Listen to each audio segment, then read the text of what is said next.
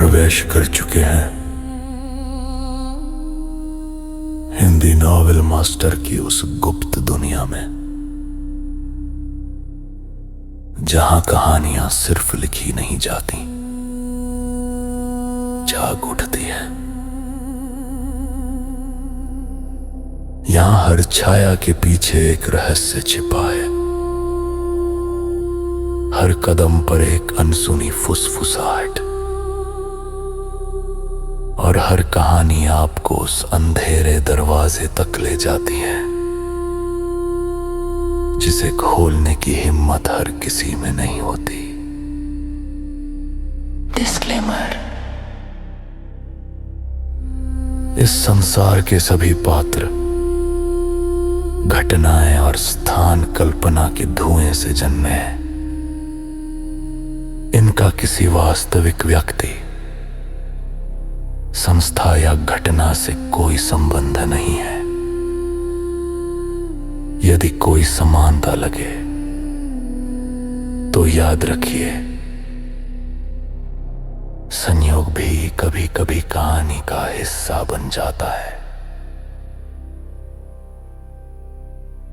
ये सामग्री केवल मनोरंजन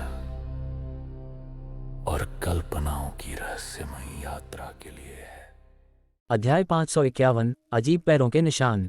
कर्नल रोशनी पाटिल अभी उन पैंतरों को समझने की कोशिश ही कर रही थी जो गुरु देवांश ने उन्हें सिखाए थे। तभी संतरी का फोन आया कि कोई देवांश ठाकुर उनसे मिलने आया है। बिना एक पल की देरी किए वो दौड़ती हुई कैंप के गेट पर पहुंची और बस देखते ही देखते देवांश ने अपनी बातों में फंसाकर उन्हें ड्राइवर बना लिया और कमांडर के हेलीकॉप्टर में लेकर उड़ गया। जिस तरह अभी कुछ देर पहले देवांश ने ठाकुर हवेली के ऊपर पीहू नाम पुकारा था। रोशनी अब 26 साल की हो चुकी थी, लेकिन उस आवाज में इतना दर्द और अपनापन था कि उसे याद करके उनका दिल अब भी कांप रहा था। पिछले 2 सालों में देवांश ने चाहे जो भी गुल खिलाए हों, लेकिन कम से कम अब वो पीहू और उसकी मां के लिए पूरी तरह समर्पित था।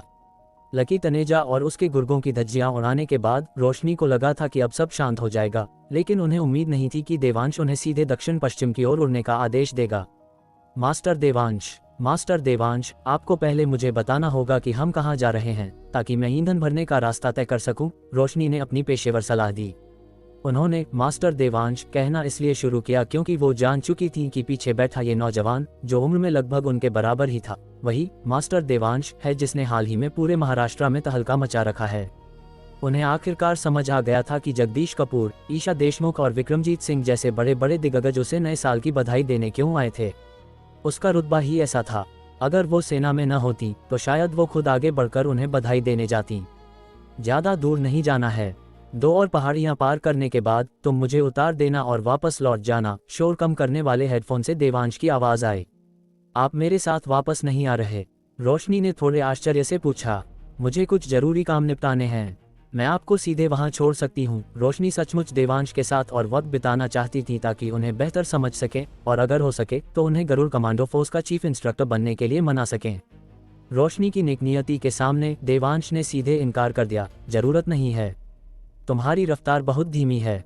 धीमी रफ्तार? रोशनी हैरानी से भर गई। मास्टर देवांश, ये सबसे आधुनिक अटैक हेलीकॉप्टर है। इन पहाड़ों में क्या कोई ऐसी चीज है जो इससे तेज उड़ सकती है? हाँ है, देवांश ने जोर देकर कहा।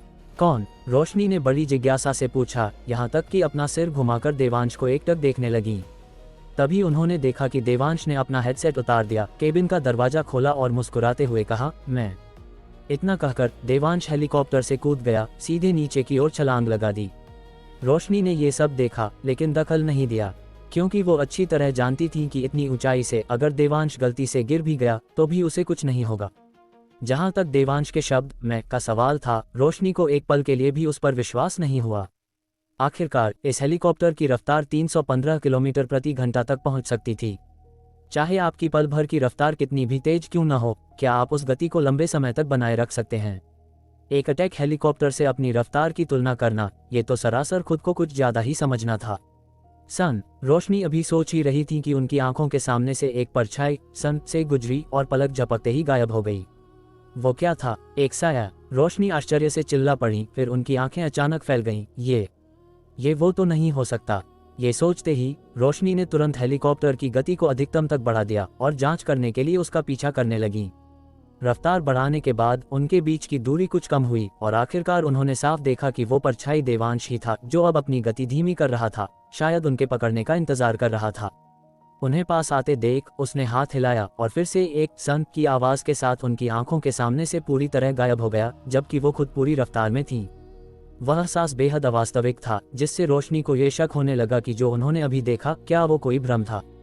हार न मानते हुए उन्होंने कुछ देर तक पूरी ताकत से पीछा किया, लेकिन उन्हें देवांश की परछाई तक नहीं दिखी।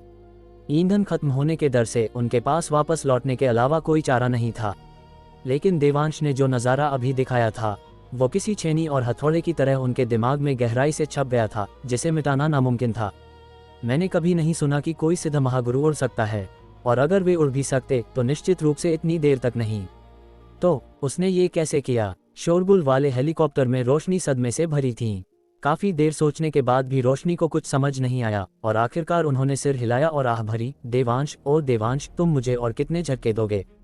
उन्हें याद आया जब वो पहली बार उससे मिली थी तो उन्होंने उसे सिर्फ अपनी पत्नी और बेटी को छोड़ने वाला एक धोखेबाज समझा था और उसे दूसरी नज़र से देखा तक नहीं था। उन्होंने कभी उम्मीद नहीं की थी कि वो एक ऐसा छिपा हुआ महागुरु होगा। अब उन्हें गहरा पछतावा हो रहा था कि जब कोई और देवांश की खुशामद नहीं कर रहा था तब उन्होंने उससे मेलजोल क्यों नहीं बढ़ाया। शायद अगर उनका रिश्ता गहरा होता तो वो अब तक गरुड़ कमांडो फोर्स का इंस्ट्रक्टर बनने के लिए राजी हो चुका होता। उफ, अफसोस की समय पीछे नहीं लौट सकता। रोशनी ने आह भरी और अपने सदमे और पछतावे को साथ लिए कैंप की ओर उड़ चली। इस बीच हेलीकॉप्टर से कूदने के बाद देवांश पूरी रफ्तार से दक्षिण पश्चिम की ओर उड़ रहा था। जब तक उसे तावीज़ का स्थान महसूस होना बंद हुआ तब तक देवांश पूरी सुबह अपनी प्राण ऊर्जा के सहारे उड़ता रहा था, और जब वो उस जगह पहुंचा जहां तावीज़ आखिरी बार गायब हुआ था तब तक 3 घंटे और बीत चुके थे। ये देखकर देवांश को यह मानने पर मजबूर होना पड़ा कि भारत का ये क्षेत्र वास्तव में विशाल और अनंत है। अगर उसकी साधना थोड़ी कम होती तो शायद वो समय पर नहीं पहुंच पाता। नीचे उतरने के बाद देवांश ने पाया कि वो जगह एक वीरान आदिम जंगल थी। बिल्कुल सही, वीरान जमीन पर इंसान के पैरों का एक भी निशान नहीं था। लेकिन 3 घंटे पहले दिव्य मेघा आश्रम के लोग यहीं से गुजरे थे, तो पैरों के निशान कैसे नहीं हो सकते? तो देवांश ने अपनी दिव्य दृष्टि फैलाई, ये देखने के लिए कि क्या दिव्य मेघा आश्रम का कोई व्यक्ति यहाँ छिपा है। लेकिन अफसोस, यहाँ पक्षियों और जानवरों के अलावा कोई और इंसान नहीं था। हैरानी की बात यह थी कि भले ही कोई इंसान नहीं मिला, लेकिन पैरों के निशान मिल गए। ये निशान जमीन पर नहीं बल्कि पेड़ों की उलझी हुई शाखाओं पर थे। सिर्फ इतना ही नहीं, ये निशान थोड़े अजीब थे, जिन्हें देखकर कुछ अटपटा सा लग रहा था। देवांश को ऐसा इसलिए लगा क्योंकि निशानों की संख्या ज्यादा नहीं थी और साफ दिख रहा था कि उन्हें जानबूझकर मिटाने की कोशिश की गई है, बस सफाई से नहीं। हालांकि इन निशानों के सहारे देवांश सुरागों का पीछा करते हुए उन लोगों के अंतिम ठिकाने तक पहुंच सकता था, लेकिन देवांश को अब इस बात की ज्यादा जिज्ञासा थी कि उन्होंने आज अचानक इतनी बड़ी यात्रा क्यों की। और ऐसा लग रहा था कि वो बहुत जल्दबाजी में थे। लेकिन अगर वे सचमुच भाग रहे थे तो उनके पास पेड़ों की चोटियों पर निशान मिटाने का समय क्यों था? और जब उन्होंने उन्हें मिटाया ही था तो पूरी तरह साफ क्यों नहीं किया? इसके बजाय उन्होंने बीच बीच में थोड़े निशान छोड़ दिए, जो ऐसा लग रहा था जैसे जानबूझकर छोड़े गए हों। देवांश किसी भी नजरिए से देखे कुछ तो गड़बड़ थी, और तभी अचानक दूसरी दिशा से सरसराहट की आवाज आई। अध्याय 552, मत पूछो, जवाब यही है कि उस ट्रेनिंग में मेरी जान जाते जाते बची थी। आवाज सुनते ही देवांश तुरंत 100 कदम दूर चमक की तरह कौंध गया और खामोशी से एक विशाल पेड़ की चोटी पर छिप गया। उसने अपनी आकृति और ऊर्जा को ऐसे छिपा लिया मानो वो पेड़ का ही एक हिस्सा बन गया हो। जैसे ही देवांश की दिव्य दृष्टि फैली, उसने पाया कि कुछ ही पल बाद एक दुबला पतला अधेड़ उम्र का आदमी तेजी से उसी जगह पहुंचा जहां वो पहले खड़ा था। वहां खड़े होकर उसने अपनी आंखें सिकुड़ी और सतर्कता से चारों ओर देखा, फिर पेड़ पर छलांग लगा दी और शाखाओं के बीच कुछ बारीकी से खोजने लगा। जल्द ही उसे एक बड़े पेड़ पर वो पैरों के निशान मिल गए जिन्हें पूरी तरह साफ नहीं किया गया था, और तब उसके चेहरे पर एक विजयी मुस्कान तैर गई। उसकी जीत के उस पल के बाद देवांश ने देखा कि वो नीचे कूदा, अपनी कमर पर बंधे जेड बेल्ट को थपथपाया और तुरंत 2 उड़न तलवारें बेल्ट से निकली और सीटी बजाती हुई बगल के 2 बड़े पेड़ों की ओर लपकीं। पल भर में दोनों विशाल पेड़ जड़ों से कट गए और फिर एक ही दिशा में धड़ाम से गिर पड़े।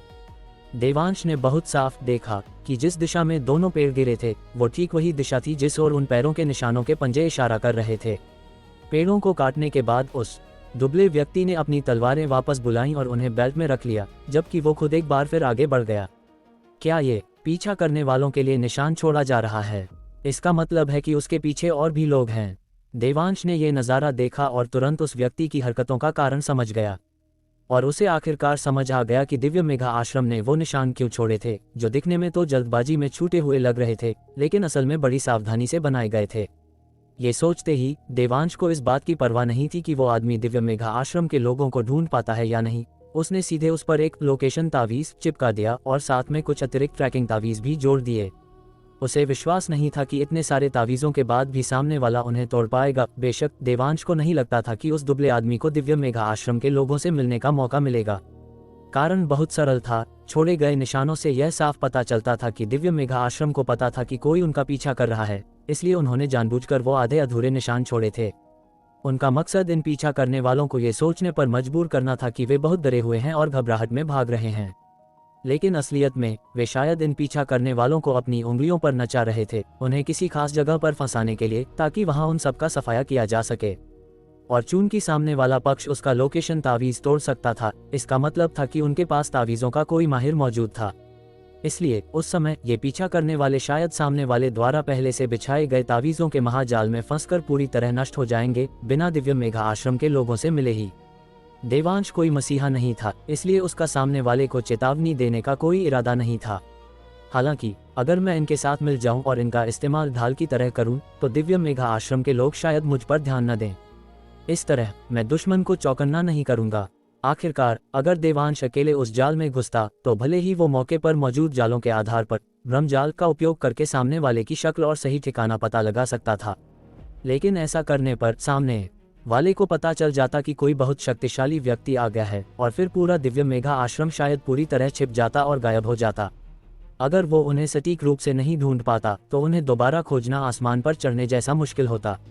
लेकिन अगर उसके पास आड़ होती, तो भले ही वे जाल तोड़ देते, सामने वाला यही सोचता कि यह उनकी संख्या बल का परिणाम है और उन पर ध्यान नहीं देता। वे शायद अपने शिष्यों को इकट्ठा करके उन्हें घेरने और मारने के लिए सामने भी आ जाते। उस समय वो अपनी चाल चलता जैसे एक मैंटिस कीड़ा सिकाडा का शिकार कर रहा हो, इस बात से बेखबर कि पीछे एक बर्ड ओरियोल बैठी है। फैसला करने के बाद देवांश पेड़ की चोटी पर बैठा रहा, इंतजार करता रहा। और वाकई कुछ देर बाद जिस दिशा से वो दुबला आदमी आया था, उधर से बेहद तेज सन की आवाजें आईं। देवांश ने एक पल इंतजार किया, फिर देखा कि कुछ युवक युवतियां जो उम्र में उसी के जैसे थे, दूर से दौड़ते हुए आ रहे हैं। जैसा कि देवांश ने सही विश्लेषण किया था, आगे वाला ट्रैकिंग और निशान लगाने के लिए जिम्मेदार था और मुख्य बल पीछे था। बस बात यह थी कि यह तथाकथित मुख्य बल कुछ ज्यादा ही बच्चा नहीं लग रहा था। ऐसा नहीं था कि देवांश उन्हें का मांग रहा था, लेकिन वे अकेले कभी दिव्य मेघा आश्रम को नहीं खदेड़ सकते थे। आखिरकार एक युवा मठाधीश ने ही तंत्र घाटी के 7 जिलों के जादूगरों को आसानी से मार डाला था, जिससे पता चलता था कि दिव्य मेघा आश्रम की ताकत कोई मजाक नहीं थी। इसके अलावा जतिन अग्निहोत्री ने भी कहा था कि दिव्य मेघा आश्रम ने तंत्र घाटी के कई संभ्रांत परिवारों के युवा शिष्यों का कत्लेआम किया था, जिससे साफ था कि उनके पास नई पीढ़ी से निपटने के लिए काफी तरीके थे। ये देखते हुए इन युवाओं के लिए दिव्य मेघा आश्रम के लोगों का पीछा करना और भी असंभव था। और ठीक वैसा ही हुआ। कुछ ही पलों बाद देवांश ने इन युवाओं के पीछे 3 और लोगों को महसूस किया। ये 3 लोग इन युवक युवतियों से करीब 3 से 5 मील पीछे चल रहे थे। उनकी आभा छिपी हुई थी, हरकतें खामोश थी, जरा भी आवाज नहीं कर रहे थे। अगर देवांश ने अपनी दिव्य दृष्टि नहीं फैलाई होती, तो भले ही वो उन्हें अब भी खोज लेता, लेकिन इतनी दूरी से पता लगाना बिल्कुल असंभव होता। अपनी दिव्य दृष्टि के तहत देवांश ने देखा कि ये युवक युवतियां बड़े पेड़ों के बीच से छलांग लगाते हुए आगे बढ़ रहे थे। 1 दर्जन सांसें लेने के समय के बाद वे उस जगह पर प्रकट हुए जहां वह दुबला आदमी पहले रुका था, फिर रुक गए और फैलकर कुछ खोजने लगे। उनके रुकते ही 5 मील दूर वो 3 लोग भी तुरंत रुक गए। उनकी हरकतें इतनी सहज थीं, मानो वो उसी जगह पर होने के लिए बने थे।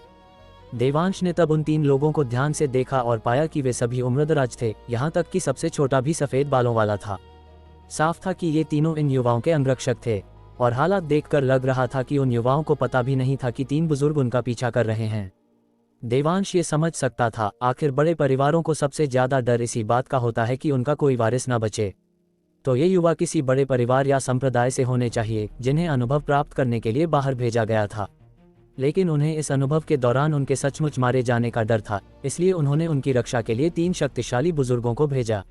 इस तरह का खेल अमरलोक में भी होता था, और यह इनके खेल से भी ज्यादा रोमांचक होता था। देवांश से मत पूछना कि उसे कैसे पता, जवाब यही है कि अपनी ट्रेनिंग के दौरान वो अपने गुरु के हाथों लगभग मारा ही गया था।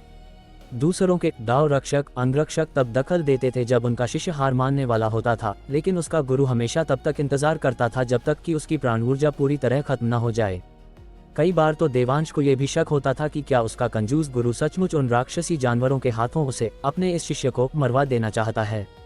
अपने ख्यालों से बाहर आते हुए देवांश ने देखा कि उन युवाओं ने बिना किसी मेहनत के उन 2 गिरे हुए पेड़ों को ढूंढ लिया और फिर पेड़ों की चोटियों की दिशा के अनुसार आगे बढ़ने की तैयारी करने लगे। और ठीक तभी अपनी पिछली योजना के मुताबिक देवांश ने हल्की सी आवाज की, अध्याय 553, दिव्य मेघा आश्रम ने मेरा सामान चुराया है, मुझे वो वापस चाहिए। देवांश ने सोचा था कि यह आवाज करने के बाद वो युवक युवतियां उसे खोज लेंगे, लेकिन उसे उम्मीद नहीं थी कि वे ऐसे बर्ताव करेंगे जैसे उसका कोई वजूद ही न हो और पूरी रफ्तार से आगे दौड़ पड़ेंगे। इससे न सिर्फ देवांश परेशान हुआ बल्कि उनके पीछे चल रहे 3 बुजुर्ग भी। देवांश ने सबसे छोटे बुजुर्ग को दोनों तरफ के लोगों से फुसफुसाते हुए सुना, ये कल के छोकरे, क्या इन्होंने इतनी बड़ी हलचल महसूस नहीं की? गनीमत है कि उस आदमी का इरादा बुरा नहीं था, वरना क्या ये सब मारे न जाते।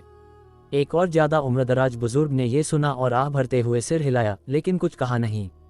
छोटा बुजुर्ग बड़बड़ाता रहा, क्या इसी को हमारे चौधरी परिवार की सबसे होनहार युवा पीढ़ी कहते हैं? ये अब तक का सबसे बेकार बैच है जिसे मैंने कभी संभाला है। दूसरे थोड़े बड़े बुजुर्ग ने यह सुना, अपनी नुकीली दाढ़ी को सहलाने से खुद को रोक न सका और फिर छोटे बुजुर्ग से कहा, राजेंद्र, मैं कहता हूँ तुम अब काफी बूढ़े हो चुके हो, फिर भी तुम्हारा मिजाज इतना खराब क्यों है?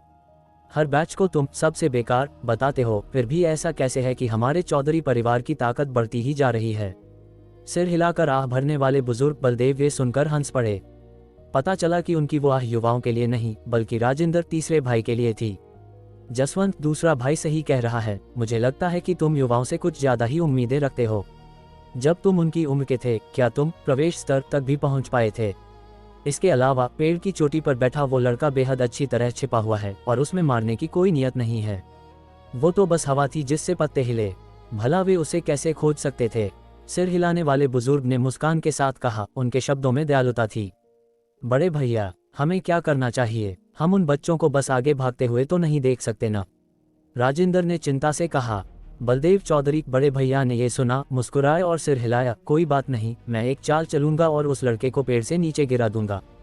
बड़े भैया, नहीं, जसवंत ने जल्दी से सलाह दी, अगर आपने ऐसा किया तो क्या आप बेनकाब नहीं हो जाएंगे? चिंता मत करो, मुझे पता है क्या करना है, बलदेव ने मुस्कुराते हुए कहा। फिर उन्होंने एक हाथ से मुद्रा बनाई, चूंकि अभी हवा से पत्ते हिलने पर उसने खुद को दिखाया, तो अगर हवा थोड़ी और तेज हो जाए तो। जैसे ही उनके शब्द खत्म हुए, मुद्रा पूरी होते ही उन्होंने अचानक उस दिशा में हाथ लहराया जहां वो युवक था और आसमान में कहीं से एक तेज हवा का झोंका पैदा हो गया। तेज हवा चली और बड़े पेड़ की चोटी इधर उधर डोलने लगी। फिर उन्होंने देखा कि पेड़ पर बैठा वो युवक अपनी पकड़ खो बैठा, उसका शरीर सीधे नीचे जमीन की ओर उड़ा और धड़ाम से गिरा। इस आवाज ने आखिरकार आगे दौड़ रहे युवक युवतियों के समूह को चौंका दिया। वहां कौन है? कोई चिल्लाया और समूह तुरंत मुड़ा और देवांश की ओर लपका। ये देखकर कि युवाओं के समूह ने आखिरकार उसे खोज लिया, देवांश ने राहत की सांस ली। उसने जानबूझकर अभी हवा का एक झोंका बनाया था जिससे बड़ा पेड़ हिले और साथ ही अपनी थोड़ी ऊर्जा भी छोड़ी थी, ये सब अपनी मौजूदगी दिखाने के लिए, लेकिन उसे उम्मीद नहीं थी कि उन युवाओं को उसकी भनक तक नहीं लगेगी। अभी वो हवा को और तेज करने ही वाला था कि उसने देखा कि उधर उस बुजुर्ग ने चाल चल दी। असल में ये हल्की हवा उसे बेनकाब करने के लिए काफी नहीं थी, लेकिन देवांश ने मौके का फायदा उठाया और खुद को छोड़ दिया, जानबूझकर जमीन पर जोर से गिरा। उफ, साधना का बहुत ज्यादा होना भी अच्छी बात नहीं है। मेरे लिए यह बहुत मुश्किल है कि मैं उन्हें खुद को खोजने दूं। देवांश ने मन ही मन आह भरी, फिर खड़ा हुआ, काफी देर इंतजार किया और तब जाकर ये युवक युवतियां वहां पहुंचे। तुम कौन हो? समूह का नेतृत्व कर रहे एक युवक ने पूछा। एक राही हूँ, बस गुजर रहा था, अलविदा। देवांश ने पीछे हटने का नाटक किया। बोलने के बाद वो जाने के लिए मुड़ा, लेकिन 2 उड़न तलवारें देवांश के सामने प्रकट हुईं और उसका रास्ता रोक लिया। अभी से जाना चाहते हो? कहीं तुम दिव्य मेघा आश्रम को खबर देने तो नहीं जा रहे? उस युवक ने आंखें सिकोड़कर पूछा, उसके चेहरे पर बहुत शक था। जैसे ही उसने ये कहा, बाकी युवक युवतियों के चेहरे भी गंभीर हो गए और वे सतर्क हो गए। हर किसी को दिव्य मेघा आश्रम के लोगों को सजा देनी चाहिए। मेरा बस चले तो मैं उन सबको मार डालूं, तो मैं उन्हें खबर कैसे दे सकता हूँ? अरे वैसे क्या तुम लोग भी दिव्य मेघा आश्रम के लोगों का शिकार करने आए हो? देवांश घूमा और उल्टा सवाल पूछ लिया। उसका अभिनय थोड़ा नाटकीय था। उसकी बातें सुनकर भीड़ में ज्यादातर लोग थोड़े शांत हो गए।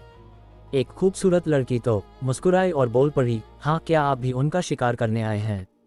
हालांकि जैसे ही उसने ये कहा, लीडर युवक ने उसे घूर कर देखा, जिससे लड़की ने जीभ निकाली और उस युवक को चिढ़ा दिया। और वो लीडर युवक अब भी देवांश को शक भरी नजरों से देख रहा था। उसने पूछा, तुम्हें लगता है कि सिर्फ तुम्हारे कहने से मैं तुम पर यकीन कर लूंगा, मानो या न मानो? देवांश ने कहा, फिर दोबारा मुड़ा, लेकिन इस बार पीछे नहीं बल्कि बाईं ओर, ताकि उन दो उड़न तलवारों से बच सके। लेकिन जैसे ही वो मुड़ा, दोनों तलवारें फिर उसके सामने आ गईं, बिल्कुल उसके माथे के पास। बेहतर होगा कि तुम खुद को साफ साफ समझाओ, वरना मुझे अपनी तलवार से बेरहम होने पर मजबूर मत करना।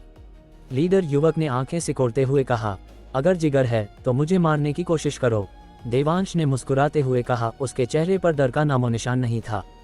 उसे पूरा भरोसा था कि भले ही वो अपनी ताकत न दिखाए, ये दो तलवारें उसका बाल भी बांका नहीं कर सकती। ठीक है विहान, तलवारें हटा लो।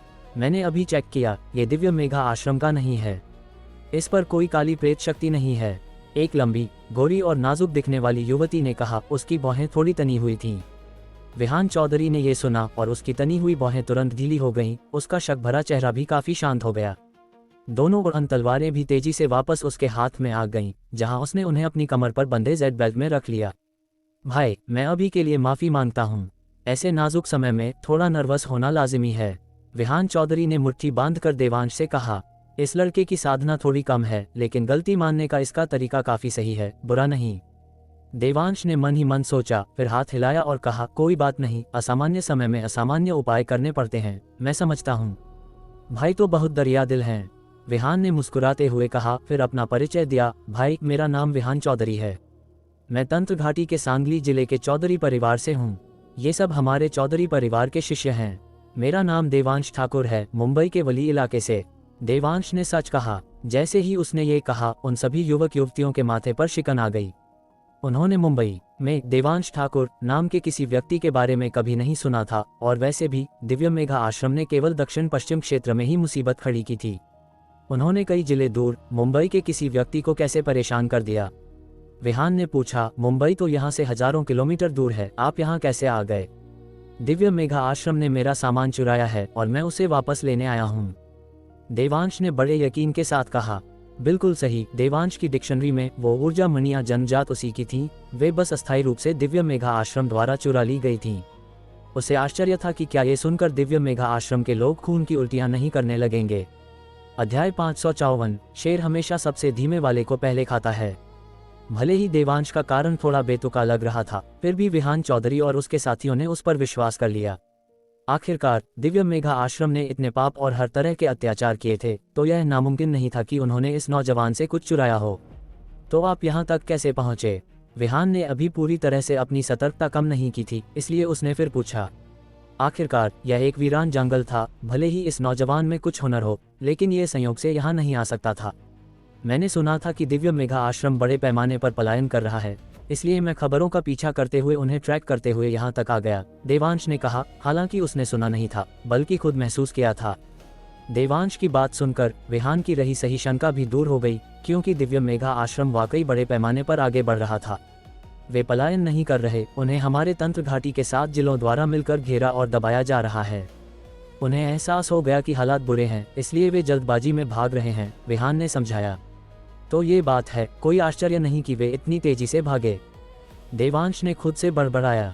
अब देवांश को और भी यकीन हो गया कि ये जानबूझकर छोड़े गए गंदे निशान दिव्य मेघा आश्रम ने ही बनाए थे, ताकि तंत्र घाटी के लोगों को किसी खास जगह पर फंसाया जा सके और फिर उन सब का सफाया किया जा सके।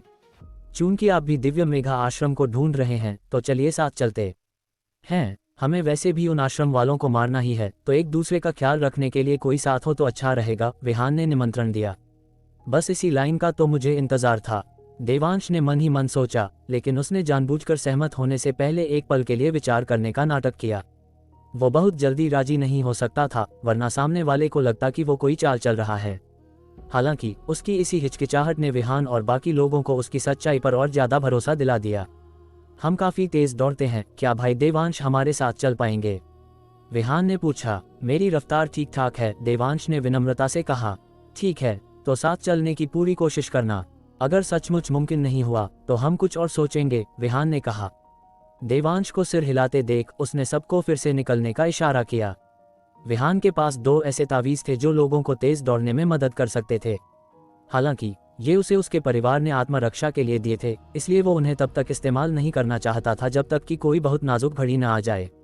आखिरकार तावीज़ विद्या अब बहुत दुर्लभ थी और उसमें माहिर लोग तो और भी कम, जिससे तावीज़ मिलना बेहद मुश्किल हो गया था। यहाँ तक कि उनके चौधरी परिवार के लिए भी हर एक इस्तेमाल का मतलब था एक की कमी, इसलिए वे कोशिश करते थे कि हो सके तो इस्तेमाल नहीं करें। उन्होंने देवांश की मौजूदगी की वजह से जानबूझकर अपनी गति धीमी नहीं की, इसके बजाय वे देखना चाहते थे कि देवांश असल में कितना तेज है, इसलिए वे पूरी ताकत से आगे दौड़े। देवांश ने स्वाभाविक रूप से उनकी इन छोटी चालों को भांप लिया, इसलिए उसने बस अपनी गति धीमी कर दी, उसी रफ्तार से दौड़ते हुए जो उन्होंने शुरुआत में इस्तेमाल की थी। नतीजतन देवांश जल्द ही उनसे काफी पीछे छूट गया। ये देखकर विहान और बाकी लोगों ने एक दूसरे को देखा, फिर कुछ देर आगे इंतजार किया। जब देवांश उनके पास पहुंचा तो विहान ने कहा, तुम्हारी रफ्तार ठीक ठाक है, बस उसी गति से आगे बढ़ते रहो। क्या मेरी रफ्तार सिर्फ ठीक ठाक है? ये तुम्हारी रफ्तार से मेल खाने के लिए बिल्कुल सही है। देवांश मुस्कुराया और सिर हिलाया, उन्हें बेनकाब नहीं किया। इस प्रकार देवांश बिना किसी घटना के विहान और उसके समूह में शामिल हो गया, उस गति से धीरे धीरे आगे बढ़ते हुए जो देवांश के लिए किसी आरामदायक सैर जैसा था। ये थोड़ा धीमा था, लेकिन फायदा ये था कि इस तरह वे निश्चित रूप से दिव्य मेघा आश्रम के लोगों को ढूंढ लेंगे। आखिरकार दिव्य मेघा आश्रम का इरादा तंत्र घाटी की संयुक्त सेना को नष्ट करने का था, और अगर उनका जाल काम नहीं करता तो वे निश्चित रूप से इन सेनाओं से निपटने के लिए खुद बाहर आएंगे। तो जब तक वो उनके साथ मिला रहेगा और सही समय पर चुपके से जाल को खराब कर देगा, दिव्य मेघा आश्रम के लोग जरूर सामने आएंगे। बेशक देवांश विहान से सहमत न होने का विकल्प चुन सकता था और अकेले काम करना जारी रख सकता था, बस चुपके से विहान और बाकियों का पीछा करता। वैसे भी वे उसे नहीं खोज पाते, जिसमें उनके पीछे चल रहे 3 बुजुर्ग भी शामिल थे। लेकिन उनकी रफ्तार बस इतनी ही थी, छिपकर असहज तरीके से पीछा करने से बेहतर था कि उनके साथ जाए और पकड़े जाने की चिंता न करे। विचार करते हुए देवांश इत्मीनान से विहान के समूह के पीछे चल रहा था, जंगल में टहलता हुआ। 5 मील दौड़ने के बाद तीनों बुजुर्ग उन पैरों के निशानों पर प्रकट हुए। उन्होंने पहले ये पुष्टि करने के लिए निशानों की जांच की कि वे सही हैं, फिर उनका पीछा किया। उनकी साधना के साथ ऐसी गति का उन पर कोई दबाव नहीं था, इसलिए वे पीछा करते हुए आपस में बातें कर रहे थे। विहान, वो बच्चा बहुत बारीकी से काम करता है, निडर है और समझदार भी। मुझे वो पसंद है। सबसे छोटे राजेंद्र चौधरी ने कहा। अब तुम्हें वो पसंद आ गया? क्या तुमने अभी नहीं कहा था कि वो सबसे बेकार बैच का है जिसे तुमने कभी पढ़ाया? जसवंत ने मुस्कान के साथ ताना मारा। क्या हुआ? क्या तुम एक बुरी क्लास से कुछ होनहार छात्रों के निकलने की इजाजत नहीं देते? राजेंद्र ने गुस्से से जवाब दिया। अफसोस की बात है कि वो बच्ची अनन्या सिंधिया चौधरी परिवार की नहीं है, वरना मेरा चौधरी परिवार निश्चित रूप से हमारे पूर्वजों के गौरव को फिर से जीता। बलदेव ने आह भरी, फिर एक गहरी सांस छोड़ी। बड़े भैया, अनन्या तो बचपन से ही बुजुर्गों के मुंह में दूसरों के बच्चे की मिसाल रही है, तो अब उस पर अफसोस मत करो, राजेंद्र ने कहा। आह, बलदेव ने फिर आह भरी और बोले, इतनी कम उम्र और पहले से ही शिखर सिद्धि स्तर की दहलीज को छू रही है। ये सिंधिया परिवार शायद भविष्य में तंत्र घाटी का मालिक होगा। जसवंत ने ये सुना और सलाह दी, इसमें कोई मदद नहीं कर सकता। प्रतिभा ऐसी चीज है जिसे आप जबरदस्ती नहीं ला सकते। अनन्या जैसी लड़की जो अपनी ताकत से अपने साथियों को सिर उठाने का मौका तक नहीं देती, ऐसा लगता है जैसे भगवान खुद उसका पीछा कर रहे हैं उसे वरदान देने के लिए। हम बस देख सकते हैं, इसे दिल पर मत लो वरना तुम जलन से मर जाओगे। उफ, न जाने मेरे चौधरी परिवार में ऐसा जीनियस कब पैदा होगा। इन शब्दों पर जसवंत और राजेंद्र दोनों खामोश हो गए। जाहिर तौर पर वे भी इस भावना से प्रभावित थे। शाम धीरे धीरे ढलने लगी और तीनों बुजुर्ग काफी देर तक चुपचाप पीछे चलते रहे जब तक कि सूरज डूब नहीं गया। फिर राजेंद्र अचानक बोला, वो जिसका सरनेम ठाकुर है, उसकी ताकत उतनी खास नहीं लगती। उसकी रफ्तार लगातार विहान और बाकियों से कम हो रही है। क्या उसे साथ लाना बोझ नहीं होगा? जसवंत ने कहा, यहीं पर विहान तुमसे ज्यादा मजबूत है। वो जानता है कि बहुमत को कैसे एकजुट किया जाए। भविष्य में उसके चौधरी परिवार की कमान संभालने पर भले ही वे सिंधिया परिवार से आगे न निकल पाएं, लेकिन वे निश्चित रूप से अन्य परिवारों को लगातार दबाने में सक्षम होंगे। बलदेव ने भी सिर हिलाया, मंजूरी देते हुए कहा, हम। विहान, वो बच्चा अपनी गलतियां सुधारता है, हालात के हिसाब से ढल जाता है और उसमें बहुत क्षमता है। बोलने के बाद उन्होंने फिर आह भरी और थोड़े गंभीर स्वर में कहा, मैं तुम्हें पहले ही बता देता हूँ, हालांकि मैं बहुत अनिच्छुक हूँ, लेकिन अगर हम बाद में दिव्य मेघा आश्रम का सामना करते हैं और केवल एक व्यक्ति को बचा सकते हैं, तो सबसे पहले विहान को बचाना। हमें पता है, बड़े भैया को हमें विशेष रूप से बताने की जरूरत नहीं है, जसवंत और राजेंद्र ने लगभग एक साथ कहा। बलदेव ने ये सुना, संतुष्टि के साथ सिर हिलाया, फिर आगे देखा और आह भरने से खुद को रोक नहीं पाए। आह! जसवंत ने अभी जो कहा वो पूरी तरह सही नहीं था। क्या सही नहीं था? जसवंत ने पूछा। मैंने विहान को उस बोझ को साथ लाने के लिए सिर्फ इसलिए नहीं कहा क्योंकि मुझे उम्मीद थी कि विहान बहुमत को एकजुट कर सकता है, बल्कि इसलिए भी क्योंकि कभी कभी एक बोझ के अपने फायदे होते हैं। आखिर शेर हमेशा सबसे पहले उसे ही खाता है जो सबसे धीमा होता है। अध्याय 555। कर्नल रोशनी को देवांश के साथ अपने विमान में गोल गोल उड़ना पसंद था। सांझ ढल चुकी थी और पूरे नागपुर गांव में चिमनियों से धुआं उठ रहा था, जो इंसानी जिंदगी की चहल पहल का नजारा पेश कर रहा था। 2 टोयोटा गाड़ियां जो सुबह सुबह भाग गई थीं, अब नागपुर गांव लौट आई थीं। बिल्कुल, आने वाले लोग रणवीर गिल और उसका गिरोह था। उस सुबह तड़के जब उन्होंने देखा कि रोशनी एक ही मुक्के में गिर गई और फिर कभी नहीं उठी, तो उन्होंने तुरंत उम्मीद खो दी, यह मानते हुए कि नागपुर गांव और यहाँ तक कि पूरा नागवाड़ी टाउन एक जीता जागता नर्क बन जाएगा। इसलिए गांव छोड़ने के बाद वे रुकने के लिए कस्बे में नहीं गए। इसके बजाय उन्होंने स्टीयरिंग व्हील घुमाया, एक्सीलेटर पर पैर रखा और सीधे करजत की ओर ड्राइव किया। होटल पहुंचने पर रणवीर निराश भी था और अभी भी सदमे में था। अपनी झुंझलाहट में इतनी रात होने के बावजूद उसने नताशा को बिस्तर पर पटक दिया और 1 घंटे से अधिक समय तक अपनी भड़ास निकाली। जब उसका गुस्सा शांत हुआ तभी उसने नहाया, जिसमें नताशा ने उसकी मदद की, और फिर गहरी नींद में सो गया। उसके सो जाने के बाद नताशा को बिल्कुल नींद नहीं आई। आखिरकार उसे 1 घंटे से अधिक की प्रताड़ना के दौरान नताशा को बहुत साफ याद था कि रणवीर का असली काम का समय केवल आखिरी के 10-12 सेकंड था। तो रणवीर तो संतुष्ट था, लेकिन वो नताशा एक अजीब बेचैनी में रह गई थी, न इधर की न उधर की। एक पल के लिए नताशा ने यह भी सोचा, कशिश खन्ना कितनी बेचारी है जो ऐसे शीघ्र पतन वाले मर्द के चक्कर में है। अगर वो सचमुच उससे शादी कर लेती तो एक जिंदा विधवा होने में और इसमें क्या फर्क रह जाता। इन्हीं ख्यालों में खोई नताशा भी गहरी नींद में चली गई, पछतावे से भरी हुई।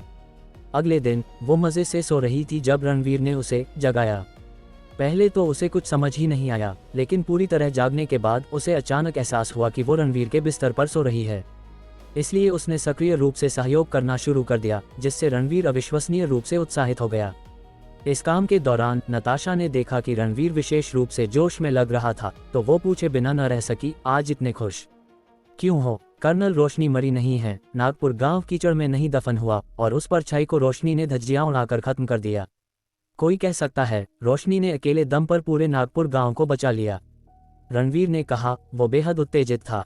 इस पल रणवीर सोने से पहले की तुलना में बिल्कुल अलग इंसान लग रहा था, सिवाय इसके कि उसका समय अभी भी केवल 1 दर्जन सेकंड ही था। और जब नताशा ने ये खबर सुनी तो उसे तुरंत लगा कि 1 दर्जन सेकंड भी काफी महान है। आखिर वह जिसकी कद्र करती थी वो उसका भविष्य का पैसा था, न कि उसका समय। और भविष्य में वो कशिश खन्ना के साथ व्यस्त रहेगा और उसके पास बाहर दूसरे मर्द खोजने का काफी समय होगा। क्या उसे संतुष्ट न होने का डर था? यह महसूस करने के बाद नताशा और भी ज्यादा उत्साहित हो गई। दोनों कमरे में थोड़ी देर और रहे, फिर बाहर निकले, कबीर सेठी और बाकी लोगों को इकट्ठा किया और वापस नागपुर गांव की ओर ड्राइव किया, जहां से शुरुआत का वो नजारा बना। गांव में घुसने के बाद रणवीर इस बार कैंप की ओर नहीं भागा।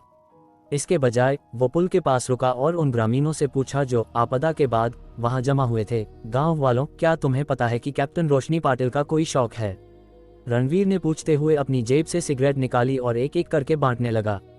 अतीत में ये साथी ग्रामीण निश्चित रूप से इस बाहरी व्यक्ति के प्रति विनम्र रहे होते, लेकिन देवांश से सिगरेट के पूरे डिब्बे का तोहफा पाने के बाद ग्रामीणों को एक सिगरेट देने के इस इशारे की कोई खास परवाह नहीं थी।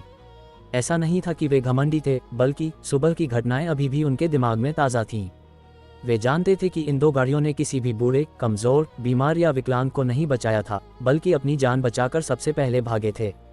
इसलिए भले ही उन्हें रोशनी के शौक पता थे, वे रणवीर को नहीं बताते।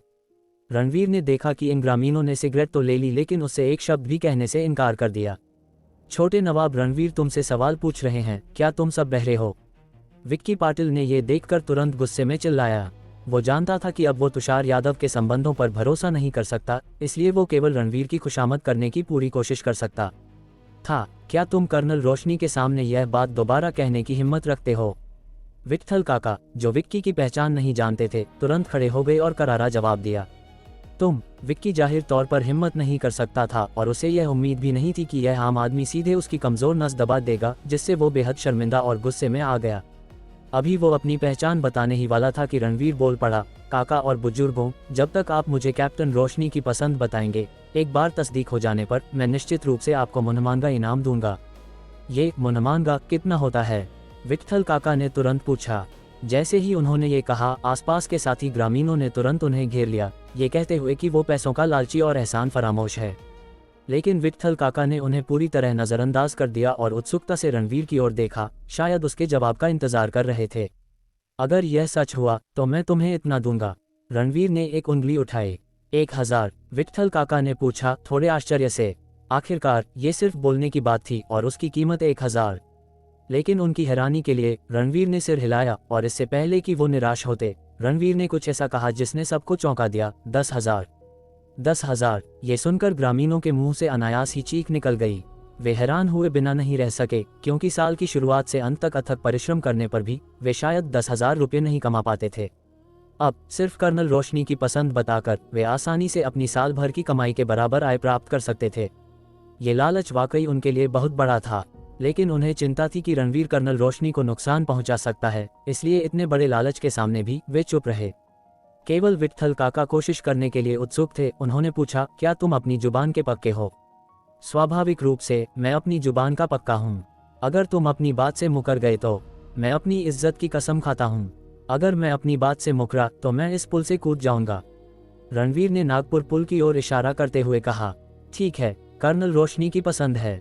इससे पहले कि वो अपनी बात पूरी कर पाते, किसी ने उन्हें जोर से रोका। विट्ठल, तुम क्या कर रहे हो? क्या तुम्हें डर नहीं है कि वो कर्नल रोशनी को नुकसान पहुंचाना चाहता है? ये सुनकर रणवीर ने तुरंत सफाई दी। गांव वालों, मैं दरअसल खुद भी एक फौजी हूं और एक क्वासी सेकंड लेफ्टिनेंट हूं, इसलिए मैं कैप्टन रोशनी को कभी नुकसान नहीं पहुंचाऊंगा। आप उस बात पर निश्चिंत रह सकते हैं। जैसे ही उसने ये कहा, उसे ग्रामीणों की ईर्ष्या तो नहीं मिली, लेकिन इसके बजाय उसे तिरस्कार भरी नजरों का सामना करना पड़ा। जब खतरा आया तो तुम सबसे पहले भागे, क्या इसी को तुम लेफ्टिनेंट कहते हो? रणवीर ने उनकी नज़रों को नज़रअंदाज किया और जल्दी से विट्ठल काका से पूछा, काका, कैप्टन रोशनी की पसंद क्या है? विट्ठल काका ने गंभीर चेहरे के साथ एक ही सांस में कह डाला, कर्नल रोशनी की पसंद है प्लेन उड़ाना और देवांश के साथ आसमान में गोल गोल चक्कर काटना। अध्याय 556। तुम्हारी औकात क्या है जो तुम मिस्टर ठाकुर को बदनाम करने की जुर्रत करो? पुल पर मौजूद गांव वाले, रणवीर गिल, विक्की पाटिल, कबीर सेठी और अन्य। ए बुड्ढे, तू मेरे मजे ले रहा है क्या? रणवीर गिल ने धीमी, थोड़ी उदास और डरावनी आवाज में पूछा। अगर तुमने ये कहा होता कि रोशनी पाटिल को प्लेन उड़ाना पसंद है, या यहाँ तक कि उसे हवाई जहाज खेलना पसंद है, तो भी ठीक था, लेकिन तुमने इसमें देवांश को क्यों घसीटा? क्या तुम नहीं जानते कि मैं जिस इंसान से सबसे ज्यादा नफरत करता हूँ वो देवांश ठाकुर है? सच सच बता, तू जानबूझकर मेरा मूड खराब करने के लिए उसे बीच में ला रहा है ना? लेकिन विट्ठल काका ने मासूमियत से कहा, अगर तुम्हें मेरी बात पर विश्वास नहीं है तो इनसे पूछ लो। सबने अपनी आंखों से देखा है, ये झूठ कैसे हो सकता है? हा, विट्ठल काका बिल्कुल सही कह रहे हैं। कर्नल पाटिल को सबसे ज्यादा मजा देवांश को प्लेन में घुमाने में ही आता है। हा। गांव वाले ठहाके लगाकर हंस पड़े। वे पहले ही समझ चुके थे कि विट्ठल काका जानबूझकर रणवीर गिल के मजे ले रहे हैं, और विट्ठल काका ने भी उनकी उम्मीदों पर खरा उतरते हुए सीधे रणवीर के सामने हाथ फैला दिया और पूछा, मैंने तुम्हें बता दिया, अब पैसे निकालो। बुड्ढे, तुझे क्या लगता है तू बहुत बड़ा मजा किया है? रणवीर का चेहरा गुस्से से तमतमा रहा था, उसके शब्दों में अंगारे भरे थे। तो तुमने अपनी जुबान से फिरने का फैसला कर ही लिया? विट्ठल काका ने पलटवार किया। तभी रणवीर को एहसास हुआ कि विट्ठल काका ने उससे पहले ही पूछ लिया था कि क्या वह अपनी बात से मुकरेगा, ताकि इस वक्त वो उसी के शब्दों का इस्तेमाल करके उसका मुंह बंद कर सकें। मैंने नागपुर गांव के इन देहातियों को कम आंकने की गलती की, इनके पास भी कुछ चालें हैं। रणवीर ने मन ही मन सोचा, फिर हिकारत से हंसते हुए बोला, मैंने कहा था मैं तुम्हें भारी इनाम तभी दूंगा जब मैं तसल्ली कर लूंगा कि यह सच है। इतने सारे लोगों ने अपनी आंखों से देखा है, ये झूठ कैसे हो सकता है? विट्ठल काका अपनी बात पर अड़े रहे, जल्दी से पैसे निकाल, वरना तू एक नीच इंसान है जो अपनी जुबान का पक्का नहीं है। हाँ, रणवीर ने ठंडी सांस ली। इन लफंगों से और बहस करने का उसका कोई मूड नहीं था। वह मुड़ा और अपनी कार में बैठकर गांव के छोर की ओर चल दिया। रणवीर को दुम दबाकर भागते देख गांव वाले तुरंत जोर जोर से हंसने लगे, मानो उन्होंने कोई बहुत बड़ी जंग जीत ली हो। गाड़ी के पीछे से आती हंसी की आवाजें सुनकर रणवीर का चेहरा बेहद डरावना हो गया था। उसने अपनी आंखें सिकुड़ी और बगल की सीट पर बैठे कबीर सेठी से कहा, इनके चेहरे याद रखना। जब हम वापस आएंगे तो एक एक से निपटेंगे। फिलहाल मैं देवांश का कुछ नहीं बिगाड़ सकता, तो क्या तुम देहाती गंवारों को भी नहीं देख सकता? रणवीर मन ही मन उबल रहा था। समझ गया रणवीर भाई, मैंने सबको नोट कर लिया है। अरे नहीं, इस बार कैप्टन पाटिल से मिलने के बाद रणवीर भाई का जनरल बनने का रास्ता तो पक्का है, तो मुझे आपको जनरल गिल बुलाना चाहिए। कबीर सेठी ने अपनी पुरानी चाल फिर से चली, रणवीर को मक्खन लगाने की। रणवीर खुद भी बहुत आश्वस्त था, आखिरकार उसकी ताकत सबके सामने थी। बस उसे एक बार रोशनी पाटिल को अपना हुनर दिखाना था। वह तुरंत उसे गरुड़ कमांडो फोर्स में शामिल होने का न्योता दे देंगी, और जैसे ही वह गरुड़ में शामिल होगा उसकी तो निकल पड़ेगी। उस वक्त चाहे देवांश की पहुंच कितनी भी ऊपर तक क्यों न हो, उसे देखते ही देवांश को रास्ता छोड़ना पड़ेगा। इसलिए रणवीर ने कबीर की दी हुई उपाधि को खुशी खुशी स्वीकार कर लिया और गाड़ी की रफ्तार और बढ़ा दी। थोड़ी देर बाद दोनों गाड़ियां कैंप के प्रवेश द्वार पर रुकीं। रणवीर खुद गाड़ी से नीचे उतरा, सीधे कैंप के गेट पर गया और बड़े रौब के साथ संतरी से बोला, कैप्टन पाटिल अभी कैंप में है ना? मेरे दादाजी मुंबई छावनी बोर्ड के कमांडर हैं और मुझे कैप्टन पाटिल से कुछ काम है। रणवीर को डर था कि कहीं उसे रोका न जाए, इसलिए उसने सीधे अपने दादाजी का नाम ले लिया। और संतरी ने ये सुनकर वाकई उसे परेशान नहीं किया। इसके बजाय उसने फोन उठाया और अपने वरिष्ठों को सूचना दी। इस समय सूरज ढल चुका था। रोशनी पाटिल अभी अभी खाना खाने के बाद अपने ऑफिस की ओर टहल ही रही थी कि उन्हें गेट पर मौजूद संतरी का फोन आया, जिसमें बताया गया कि एक कमांडर का पोता उनसे मिलना चाहता है। रोशनी नहीं जानती थी कि सामने वाली पार्टी कौन है, इसलिए वह धीरे धीरे कैंप के प्रवेश द्वार की ओर चल दी। ढलते सूरज की रोशनी में रोशनी पाटिल के काले, घने और चमकदार बाल लहरा रहे थे, जो सीधे और मुलायम थे, पूरी तरह से जीवन से भरे हुए। उनका चेहरा किसी चित्रकार की उत्कृष्ट कृति जैसा था, साफ और स्पष्ट न्याय नक्श, मानो चीनी मिट्टी से तराशा गया कोई नायाब टुकड़ा हो, जो उनके संकल्प और साहस को बखूबी प्रदर्शित कर रहा था। उनकी गहरी आंखें झील के पानी की तरह झिलमिलाती हुई बुद्धिमत्ता से चमक रही थीं। उनका फिगर और भी बेमिसाल था, किसी मॉडल की तरह सुडौल और मोहक। उनकी मिलिट्री यूनिफॉर्म के नीचे उनकी कसी हुई त्वचा और शालीन कर्व्स छिपे थे। उनकी हर हरकत में ताकत की एक खूबसूरती झलक रही थी, जो सौम्य होते हुए भी शक्तिशाली थी। उनकी तीखी नाक, आकर्षक होंठ और दिलकश मुस्कान उन्हें सेना की निर्विवाद खूबसूरती बना रही थी। उनकी उंगलियां लंबी और लचीली थीं, उनकी और देखने में नाजुक लगने वाली हरकतों में भी अदम्य शक्ति छिपी थी। उनके कदम सधे हुए और मजबूत थे, आत्मविश्वास से भरे हुए। हालात चाहे जैसे भी हों, वह अपना संयम और निर्णय लेने की क्षमता बनाए रखती थीं। उनकी मुद्रा देवदार के पेड़ की तरह ऊंची और सीधी थी, एक शक्तिशाली आभा बिखेरती हुई, फिर भी अपनी नारी सुलभ कोमलता और करुणा को खोए बिना। रणवीर और उसके साथी उसे एकटक देखते रह गए, उनकी नजरें उस पर जम गईं। उन्होंने कभी सपने में भी नहीं सोचा था कि रिया कपूर, ईशा देशमुख और कशिश खन्ना जैसी सुंदरियों को देखने के बाद भी वे इस महिला को देखकर अपना होश इस तरह खो देंगे। अगर संतरी ने रोशनी को चीफ पाटिल कहकर संबोधित न किया होता, तो रणवीर शायद खुद को उससे बात करने के लिए आगे बढ़ने से रोक भी नहीं पाता। तुम मुझे ढूंढ रहे थे? रोशनी ने उस संतरी की ओर सिर हिलाया जिसने उन्हें रिपोर्ट किया था, फिर रणवीर की ओर देखते हुए पूछा। रोशनी की आवाज़ सुनकर रणवीर कई सेकंड तक सन रह गया, फिर होश में आया। उसने जल्दी से कहा, कैप्टन पाटिल नमस्ते, मैं रणवीर गिल हूँ। मैं आज गुस्ताखी करके अपनी सेवाएं देने के लिए आपसे मिलने आया हूँ। तुम रणवीर गिल हो? रोशनी ने कुछ हैरानी से पूछा। क्या कैप्टन पाटिल ने मेरा नाम सुना है? रणवीर ने उत्साह से पूछा। उसे लगा कि सेना में उसका प्रदर्शन इतना शानदार रहा है कि रोशनी पाटिल की नज़र उस पर पड़ ही गई। अगर ऐसा है तो क्या गरुड़ कमांडो फोर्स में उसकी एंट्री पक्की नहीं हो गई? सिर्फ सुना ही नहीं, मैं तुम्हारे कारनामों के बारे में भी जानती हूँ, रोशनी ने तंज कसते हुए कहा। ओह माय गॉड, वो मेरे कारनामों के बारे में भी जानती हैं। पक्का हो गया, पक्का हो गया, ये काम तो पूरी तरह पक्का हो गया। रणवीर इतना उत्साहित था कि खुशी के मारे उछलने ही वाला था। सिर्फ वही नहीं, उसके पीछे खड़े कबीर और बाकी लोग, खास तौर पर नताशा, सभी बेहद उत्साहित थे। हालांकि उन्होंने बहुत जल्दी जश्न मना लिया। अपनी हंसी खत्म करने के बाद रोशनी ने ठंडी आवाज में कहा, आम नागरिकों से तेज भागने की तुम्हारी जो काबिलियत है, उसे गुस्ताखी कैसे कहा जा सकता है? तुम तो सीधे सीधे ढीठ हो।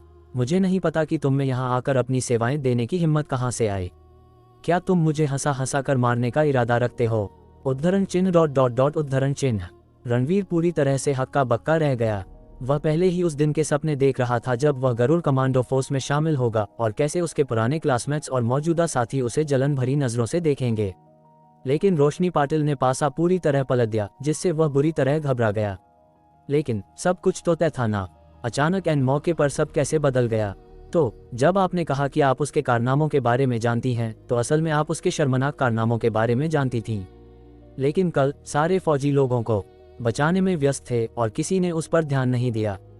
रोशनी पाटिल कल वहां नहीं थी, तो उन्हें कैसे पता चला कि वह भाग गया था? उसे अब भी लगता था कि सुबह सुबह किसी ने उसे नोटिस नहीं किया होगा।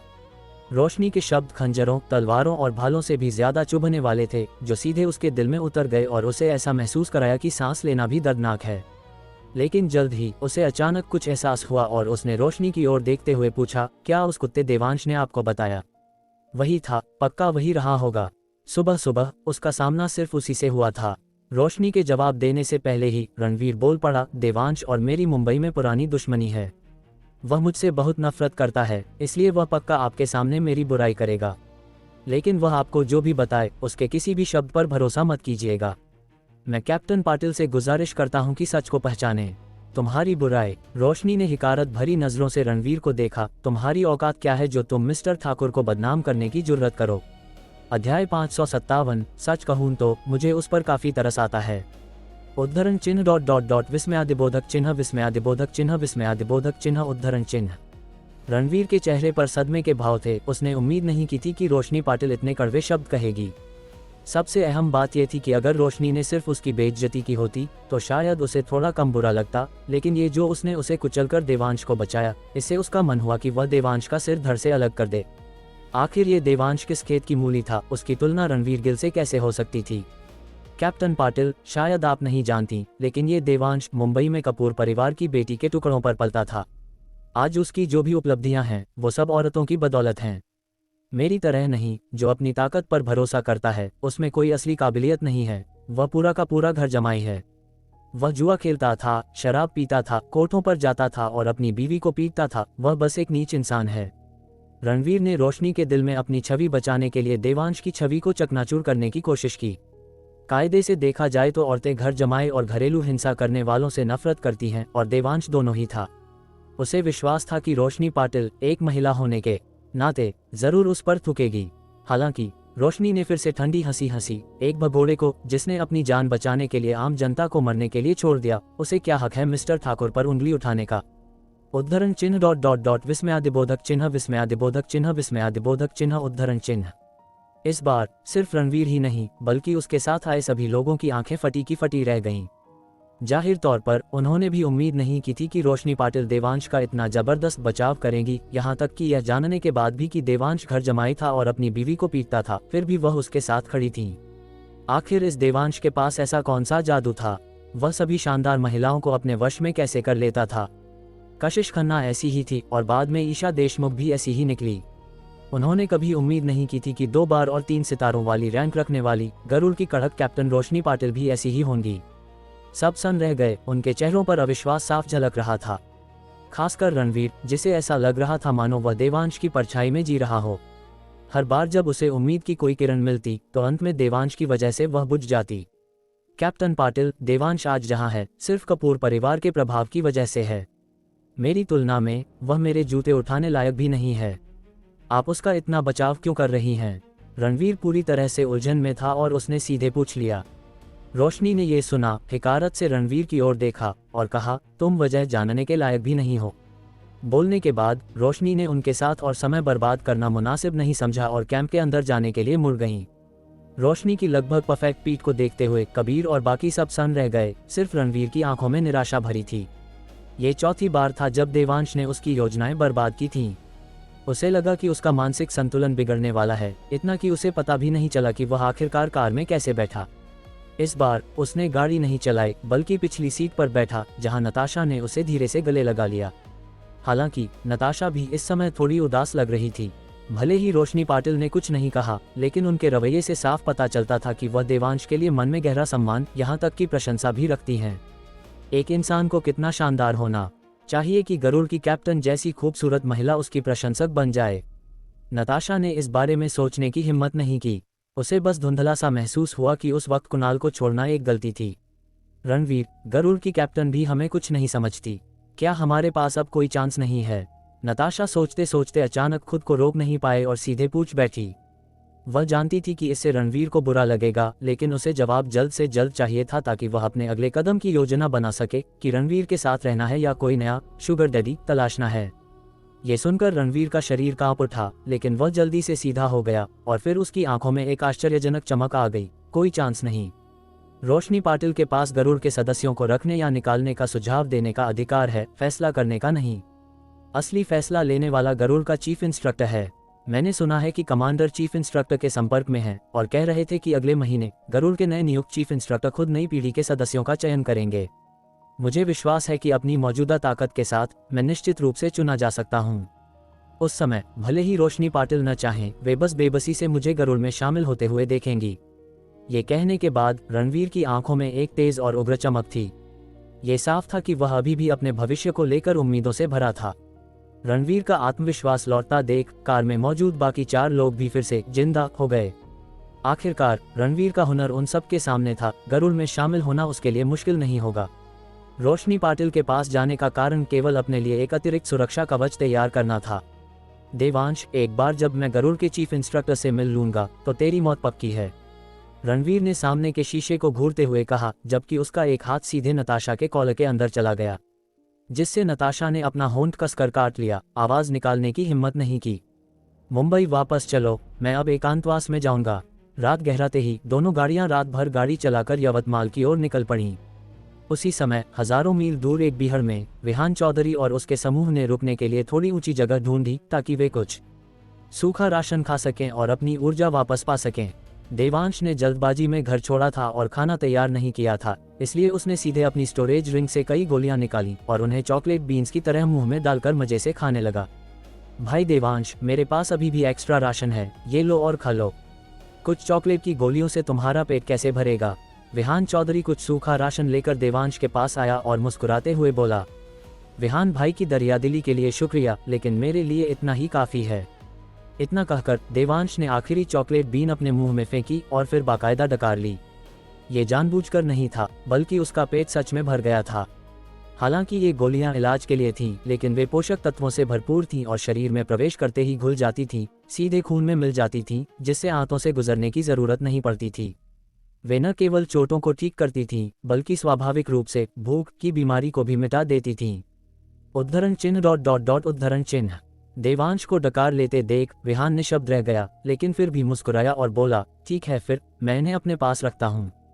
अगर तुम्हें भूख लगे तो कभी भी मेरे पास आ जाना। विहान के बोलने के बाद वह चौधरी परिवार के सदस्यों की ओर चला गया। जैसे ही वह बैठा, वह फुसफुसाने से खुद को रोक नहीं पाया, साथियों, देवांश भाई की पारिवारिक स्थिति शायद बहुत अच्छी नहीं है। उनके पास लंबी यात्रा के लिए धन का राशन भी नहीं था। अगर किसी के पास एक्स्ट्रा हो तो बाद में उनकी मदद कर देना। ये सुनकर सबने सिर हिलाया, किसी को कोई शिकायत नहीं थी। इस पल एक युवती ने कहा, सच कहूं तो मैं उनकी तारीफ करती हूँ। उन्होंने अकेले दिव्य मेघा आश्रम का पीछा करने की हिम्मत की, और वह भी बिना उचित राशन के। इसके लिए कितने जिगरे की जरूरत होगी? मुझे नहीं लगता कि यह हिम्मत है, बल्कि यह मजबूरी है। उन्हें जरूर किसी ऐसे मुकाम पर धकेल दिया गया होगा जहां उनके पास कोई रास्ता नहीं बचा, इसीलिए वे अब इतना बड़ा जुआ खेल रहे हैं। सच कहूं तो मुझे उन पर काफी तरस आता है। हाँ, भले ही उन्होंने कुछ कहा नहीं, लेकिन उनके पीछे जरूर कोई दिल दहला देने वाला अतीत होगा। उद्धरण चिन्ह ... उद्धरण चिन्ह। ये देखकर कि हर कोई देवांश के साथ सहानुभूति रख रहा है, विहान ने सिर हिलाया, फिर आह भरते हुए सिर हिलाया और अफसोस जताया, दुनिया ने दिव्य मेघा आश्रम का बहुत जुल्म सहा है। देवांश, अध्याय 558, तुम ऐसे बोझ को साथ क्यों लाए? क्या तुम्हें पीछे रह जाने का डर नहीं है? उनकी बेतुकी बातें सुनकर देवांश को सच में समझ नहीं आ रहा था कि हंसे या रोए। तुम लोग कल्पना कर सकते हो, लेकिन क्या प्लीज उसमें मुझे शामिल मत करो। और अगर शामिल कर भी रहे हो तो क्या तुम लोग चीजों को थोड़ा सकारात्मक तरीके से नहीं सोच सकते? हालांकि इन नौजवानों और उनके पीछे चलने वाले 3 बूढ़ों में एक बुनियादी फर्क था। आखिरकार अपनी दिव्य दृष्टि के तहत देवांश ने उन 3 बूढ़ों की हर बात साफ साफ सुनी थी। इन नौजवानों के लिए उसे एक बलि का बकरा बनाने की सोच विचार तो अच्छा था, लेकिन इसे हासिल करना बेहद मुश्किल होगा। हालांकि बड़ों के तौर पर अपने वंशजों को प्राथमिकता देना समझ में आता था, लेकिन अगर उन्होंने उस पर नजर गड़ाई तो समय आने पर अगर वह उनकी मदद न करे तो उसे दोष नहीं दिया जा सकता। मन बना लेने के बाद देवांश ने ज्यादा सोचना बंद किया और लेट गया। ऊपर आसमान में फैले अनगिनत तारों को निहारते हुए उसे अचानक एक अभूतपूर्व सुकून महसूस हुआ। अमरलोक में उसे हर समय हाई अलर्ट पर रहना पड़ता था, वरना थोड़ी सी लापरवाही उसकी मौत का कारण बन सकती थी या उसका अस्तित्व ही मिट सकता था। लेकिन यहाँ मामला अलग था। इस दुनिया में देवांश के पास अपनी रक्षा करने की पर्याप्त क्षमता थी। यहाँ तक कि सबसे खतरनाक स्थितियों में भी वह उन्हें शांति से संभाल सकता था। आखिरकार इस दुनिया में वह इकलौता साधक था। एक बार जब मैं पीहू को ठीक कर लूंगा तो मैं सिया को अपनी साधक वाली पहचान बता दूंगा। अगर वह चाहेगी तो मैं उसके लिए अस्थि मज्जा शुद्धि करूंगा, उसकी जड़ों को पूरी तरह से बदल दूंगा और उसे साधना शुरू करने दूंगा। इसके अलावा पापा, मम्मी और दीदी जब तक वे चाहेंगे मैं उन्हें वो साधना तकनीक दूंगा जो मैंने पहले ही चुन ली है, ताकि वे मेरे साथ शून्य लोक को पार कर सकें और अमरलोक लौट सकें। मेरे साथ उनके मार्ग की रक्षा करते हुए भले ही वे अमर सम्राट स्तर तक साधना न करें, मैं जबरदस्ती उन्हें इतना लंबा जीवन दूंगा जितना कि आसमान का है। देवांश ने इस तरह अपने सुंदर भविष्य की योजना बनाई, यहाँ तक कि उसके होठों पर अनजाने में ही एक हल्की मुस्कान तैर गई।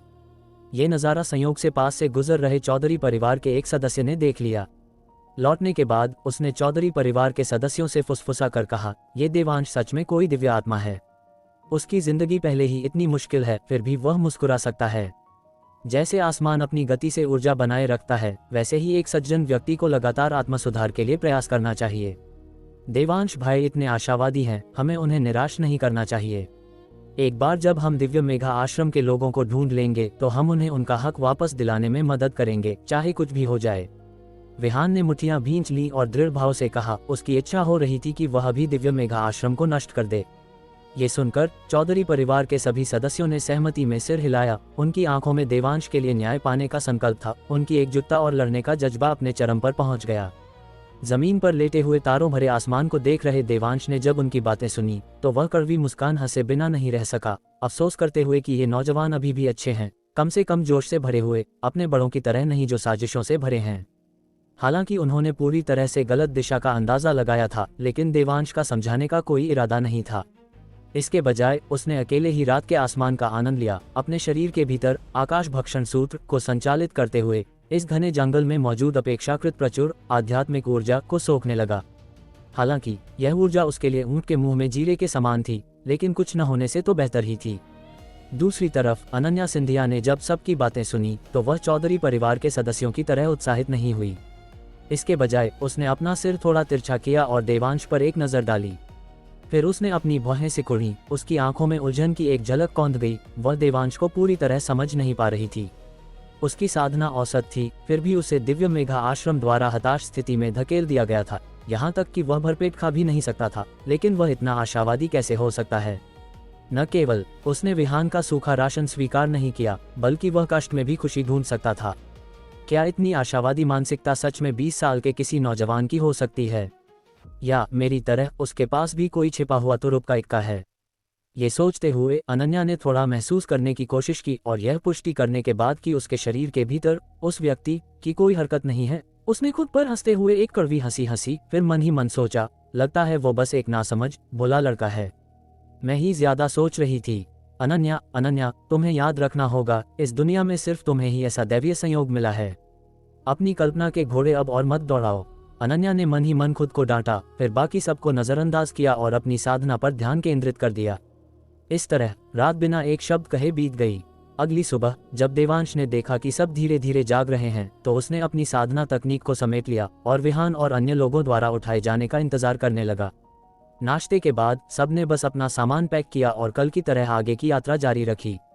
देवांश को तब एहसास हुआ कि ये लोग शुरू से ही एक लंबी लड़ाई के लिए तैयार थे, इसलिए उन्होंने विशेष रूप से एक व्यक्ति को रेकी करने के लिए आगे भेजा, जबकि मुख्य समूह ने अपनी ऊर्जा बचाए और धीरे धीरे आगे बढ़ा। इस तरह जब वे सच में दिव्य मेघा आश्रम के सदस्यों को ढूंढ लेंगे तो वे सुनिश्चित कर सकते थे कि वे अपनी सबसे अच्छी स्थिति में हो, दुश्मन द्वारा अचानक पकड़े जाने से बचते हुए। कहना पड़ेगा कि उनका विचार अच्छा था, लेकिन निरपेक्ष शक्ति के सामने सभी युक्तियां कागज के शेर होती हैं। अगर उनका सामना सच में दिव्य मेघा आश्रम के सदस्यों से हुआ तो शायद वे पूरी तरह से मिटा दिए जाएंगे। लगभग 3 या 4 घंटे चलने के बाद देवांश ने अपने दाहिनी ओर आगे कुछ हलचल महसूस की। यह एक समूह था जिसकी संरचना चौधरी परिवार के सदस्यों के समान थी, जिसमें युवा पीढ़ी आगे थी और कई बूढ़े लोग काफी पीछे चल रहे थे। उनकी यात्रा की वर्तमान दिशा के अनुसार विहान चौधरी और उसका समूह जल्द ही उस समूह से टकराने वाला था। जिस बात ने देवांश को थोड़ा उत्सुक किया वह ये थी कि वे लोग इतनी संयोग से यहाँ कैसे दिखाई दिए, क्योंकि उनके रास्ते पर ट्रैक करने के लिए कोई पैरों के निशान नहीं थे। हालांकि देवांश ने इसके बारे में ज्यादा नहीं सोचा। इसके बजाय वह देखना चाहता था कि चौधरी परिवार के सदस्य अपने दाहिनी ओर आगे के समूह को कब खोजेंगे। रुको, दाहिनी ओर आगे कुछ हलचल है। अनन्या अचानक रुकी और दाहिनी ओर आगे देखा। उसे ऐसा कहते सुन सभी जल्दी से रुक गए और पीछे चल रहे 3 बूढ़े भी अनजाने में 2 मील आगे बढ़ गए। देवांश ये देखते हुए अनन्या पर एक नज़र डाले बिना नहीं रह सका, ये सोचते हुए कि उसकी महसूस करने की क्षमता काफ़ी अच्छी है, लेकिन बस काफ़ी अच्छी है। उस समूह ने भी शायद विहान और उसके साथियों को देख लिया था। वे सब अपनी जगह पर रुक गए, फिर सावधानी से उनकी ओर बढ़े। विहान और उसके साथियों ने भी ऐसा ही किया। सबने एक आक्रामक फॉर्मेशन बनाया, गुप्त रूप से हाथों की मुद्राएं बनाते हुए आगे बढ़े। ऐसा लग रहा था मानो वे किसी भी पल युद्ध मोड में आ सकते हैं। जैसे ही दूरी कम हुई, अनन्या फिर बोली, वे अमरावती के बख्शी परिवार के लोग लग रहे हैं, लेकिन ये भी संभव है कि दिव्य मेघा आश्रम के सदस्यों ने जानबूझकर अपनी आभा छिपा ली हो। विहान और अन्य लोगों ने यह सुनकर निराशा और राहत दोनों महसूस की। निराशा की दूसरी पार्टी दिव्य मेघा आश्रम नहीं थी, इसलिए वे थोड़ी देर और छिपे रह सकते थे, और यह भी निराशा की दूसरी पार्टी दिव्य मेघा आश्रम नहीं थी, इसलिए वे कत्लेआम नहीं मचा सकते और आसमान की तरफ से न्याय नहीं कर सकते। जल्द ही दोनों समूह घने जंगल में मिले, फिर दोनों पक्ष सन्न रह गए, एक साथ अपने हाथों की मुद्राओं को छोड़ दिया। ये सच में अमरावती का बख्शी परिवार है। अनन्या दीदी, आप तो कमाल हैं ना, एक युवती खुशी से उछलते हुए चिल्लाई। जहां तक सामने वाले समूह की बात थी, चौधरी परिवार के सदस्यों को देखकर उन सब ने उन्हें स्कैन किया और फिर लगभग उन सब की नजरें देवांश पर टिक गईं। उनमें से एक ने आगे बढ़कर सीधे पूछा, मैं कहता हूँ विहान, क्या तुम्हारे चौधरी परिवार में कोई बचा नहीं है? तुम ऐसे बोझ को साथ कैसे ला सकते हो? क्या तुम्हें डर नहीं लगता कि यह तुम सबको ले डूबेगा? अध्याय 559, अनन्या सिंधिया का डायमेंशनल रिडक्शन अटैक। अरमान बख्शी, क्या तू आज घर से निकलने से पहले ब्रश करके नहीं आया? तेरे मुंह से बहुत बदबू आ रही है, विहान ने हिकारत से कहा। फिर देवांश का परिचय दिया। ये मुंबई के देवांश ठाकुर हैं और ये भी दिव्य मेघा आश्रम का शिकार करने आए हैं। अरमान बख्शी नाम का युवक पहले तो सन्न रह गया, फिर ठहाके लगाकर हंस पड़ा। दिव्य मेघा आश्रम का शिकार? ये हा हा हा हा। विहान, क्या तू मुझे हंसा हंसा कर मारना चाहता है? उसकी हंसी के साथ उसके पीछे खड़े बख्शी परिवार के सदस्यों ने तुरंत व्यंग्य भरी मुस्कान दिखाई। क्या मैं दिव्य मेघा आश्रम का शिकार नहीं कर सकता? देवांश ने इत्मीनान से पूछा। अनन्या बगल में खड़ी थी, साफ देख रही थी कि देवांश के शब्द और हाव भाव अमरावती के बख्शी परिवार का सामना करते समय अविश्वसनीय रूप से रिलैक्स और सहज थे, बिना किसी घबराहट के। किसी को ये जानना चाहिए कि अमरावती का बख्शी परिवार सांगली के 7 प्रांतों की ताकतों में काफी ऊंचा स्थान रखता है, यहाँ तक कि चौधरी परिवार भी उनसे थोड़ा कमतर है। लगता है उस लड़के के पास न तो दिल है और न ही दिमाग, और उसमें आत्म जागरूकता की भी कमी है। सच में दयनीय है। और जब बख्शी परिवार के सदस्यों ने यह सुना, इससे पहले कि अरमान बोल पाता, वे तुरंत ताना मारने से खुद को रोक नहीं पाए। दिव्य मेघा आश्रम का शिकार? हाँ, क्या तुम अपनी खुद की औकात भी नहीं देखते? मैं अब और बर्दाश्त नहीं कर सकता, वो लड़का मुझे हंसा हंसा कर मार डालेगा। उसने वास्तव में मासूमियत से पूछा कि वह दिव्य मेघा आश्रम का शिकार क्यों नहीं कर सकता। ओए मिस्टर ठाकुर, ये सब हमारी मंत्र विद्या और दिव्य शक्तियों की दुनिया की बात है। तुम एक कचरा, इसमें शामिल मत हो। न केवल तुम मरोगे, बल्कि तुम हमें भी फंसा सकते हो। ... देवांश? देवांश क्या था उसका नाम? छोड़ो, मुझे एक कचरे का नाम याद रखने की जरूरत नहीं है। अरमान बख्शी ने आखिरकार बड़ी मुश्किल से हंसना बंद किया, फिर देवांश की ओर देखा और बोला, नौजवान, मैं तुम्हें एक सलाह देता हूँ। अगर तुम मरना नहीं चाहते तो जहाँ से आए हो वहीं वापस चले जाओ। कहीं ऐसा न हो कि तुम्हें पता भी न चले कि तुम कैसे मरे। देवांश जवाब देने ही वाला था, लेकिन तभी उसने विहान को गुस्से में डांटते हुए सुना, अरमान, देवांश हमारे चौधरी परिवार का दोस्त है। जुबान संभाल के, विहान ने त्योरी चढ़ाकर कहा। उसका चेहरा गुस्से से भरा था। ऐसा कचरा तुम्हारे चौधरी परिवार का दोस्त बन सकता है? कोई आश्चर्य नहीं कि तुम्हारा चौधरी परिवार हर पीढ़ी के साथ बदतर होता जा रहा है। अरमान ने मजाकिया मुस्कान के साथ सिर हिलाया और ताना मारा, मेरी राय में तुम्हारा चौधरी परिवार तुम्हारी पीढ़ी तक आते आते पूरी तरह खत्म हो जाएगा। ये सुनकर विहान ने तुरंत अपनी आंखें सिकुड़ी, अपने हाथों को जोड़कर एक तलवार मंत्र बनाया और इसे अपनी जेड बेल्ट से 3 इंच ऊपर रखा। अरमान को घूरते हुए गहरी आवाज में कहा, बख्शी, तू मेरी बेइज्जती कर सकता है, मैं इसे बस कुत्ते का भौंकना समझूंगा। लेकिन अगर तू मेरे चौधरी परिवार के बारे में बुरा बोलेगा तो आज तेरे और मेरे बीच आर पार की लड़ाई होगी।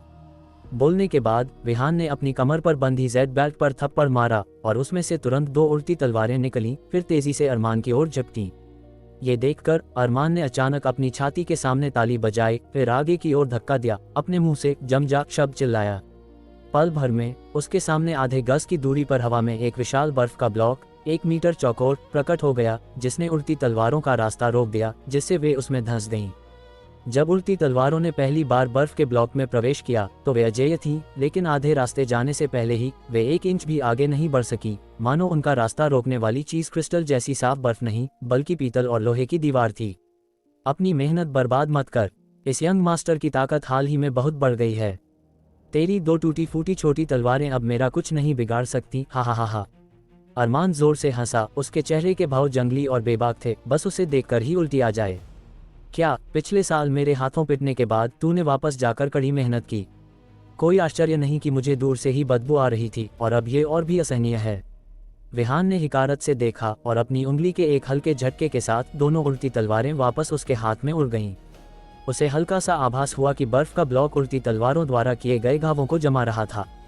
ऐसा लगता था कि अरमान इसका इस्तेमाल उसकी तलवारों को फंसाने और नष्ट करने के लिए करना चाहता था। अगर वह सफल हो जाता तो विहान वास्तव में बहुत कमजोर पड़ जाता। इसके अलावा पिछले मुकाबले से विहान बता सकता था कि अरमान की ताकत पहले की तुलना में बहुत बढ़ गई थी। अगर वह उसे पहले पूरी तरह से कुचल सकता था तो अब ये बहुत संभव है कि लड़ाई 50-50 की हो। इसलिए विहान बहुत हैरान था, अरमान सिर्फ 1 साल में इतना कैसे सुधर गया। क्या उसे अचानक कोई आत्मज्ञान हो गया? कमीने, तू मौत को दावत दे रहा है, अरमान ने ठंडे स्वर में चिल्लाया, जल्दी से हाथों की मुद्राएं बनाई। उसके सामने का 1 मीटर चौकोर बर्फ का ब्लॉक तेजी से बदला, अंततः दर्जनों बर्फ के शंकु बन गए जो तेज गति से विहान की ओर बढ़े। ये देखकर विहान ने अपनी कमर पर जेड बैट पर बार बार उंगलियां फेरी और उससे उड़ती तलवारें निकलीं जो अरमान की ओर घूमती हुई बढ़ीं। चौधरी और बख्शी परिवारों के बाकी लोग ये देखकर सभी ने अपनी मंत्र विद्या और दिव्य शक्तियों को उजागर कर दिया, वहीं एक दूसरे के खिलाफ तलवारें खींचने के लिए तैयार हो गए। देवांश ने भी मौका पाकर इन सभी बख्शी परिवार के सदस्यों को खत्म करने की तैयारी की ताकि वे उसके कानों में शोर न मचाते रहें। आखिरकार बख्शी परिवार वहां हो या न हो, देवांश पर इसका ज्यादा असर नहीं पड़ता था। हालांकि जैसे ही देवांश कार्य करने वाला था, पास खड़ी अनन्या अचानक झिलमिला गई और पलक झपकते ही वह उड़ती तलवारों और बर्फ के शंकुओं के बीच में प्रकट हुई।